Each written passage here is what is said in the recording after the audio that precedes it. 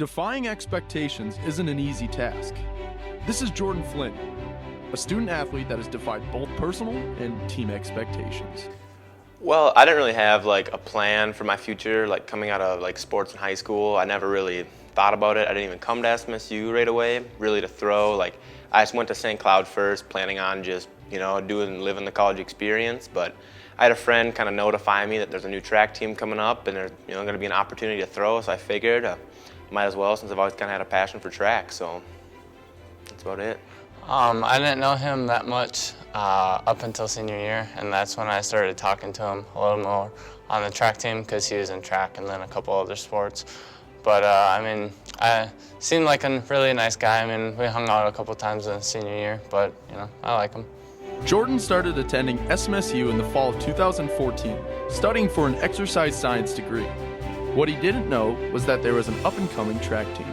What really attracted me, like I said, was my buddy told me and stuff too, but I just really, I've always loved sports. I've always really kind of wanted to just do sports and just really get the college experience from seeing how to better myself. Since I only did track 2 years in high school, it really just kind of I thought I had so much more in me left because of how I progressed from even my junior year to my senior year. I just wanted to see what could really happen.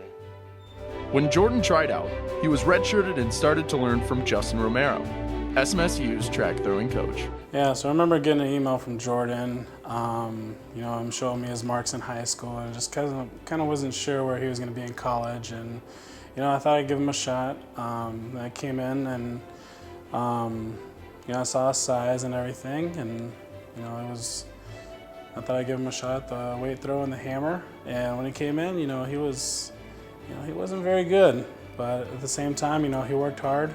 By the end of the season, he was showing a lot of improvement, about 10 or 20 feet in the hammer, so we were definitely set up for his freshman year.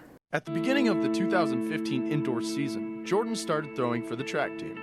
Well, there's a lot of expectations, I feel like you had to you don't have to do good, but you wanted to just compete as well as everyone else on your team. Being that I was a year behind just kind of gave me a lot of drive to do it. And there was obviously a lot of nerves. I didn't perform the best at every meet just because you're not used to competing at that level and just the pressure you fall under because you have certain people throw really far and it intimidates you a little bit, but you just gotta kind of work through it and just get your best marks out of it and see how it can go. At Jordan's first meet, the MSU Alumni Open, he threw the hammer 46 feet and 9 inches and took 7th place. Jordan's freshman year came around and we had a really good off season. His snatch, clean, jerk, squats, bench, everything went up, and I knew we were gonna have a really good year. And first meet out, I know he PR'd from his redshirt year to his freshman year by about 20 feet. I think he threw 46.9 or so, and he had a good first meet. On February 20th, 2015, in Aberdeen, South Dakota, at Northern State University, Jordan had his best meet of the year. On that day, Jordan threw the hammer 51 feet and a quarter inch, 5 feet further than his previous record. Well, I don't know, you get really nervous because conference is coming up the next week, and if you don't do too hot, you don't get to go, and that was kind of a big pressure on me. I really wanted to go, as a freshman, kind of make a mark for myself, and just see what could happen. I didn't really have a lot of fears of doing it, being that I've done it before.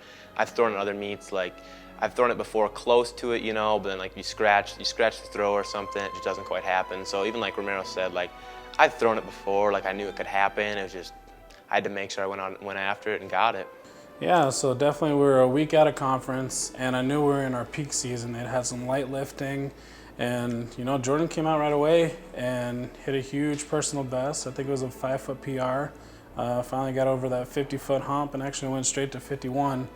And we knew it was coming. We knew it was just a matter of time before he would do it. We'd seen it plenty of times in practice, and it was just about going out and actually executing a good throw, and he did it. How did all of this happen? How did Jordan transition from being an unknown walk-on to finding success in almost an elite level? I think a lot of it has to do with him getting more into lifting for the most part, because that's going to improve his throwing capability, and he's also become more committed into throwing, and I think that's just the main reason why he's gotten so much better since high school. Yeah, so coming in, never had a problem with Jordan's work ethic.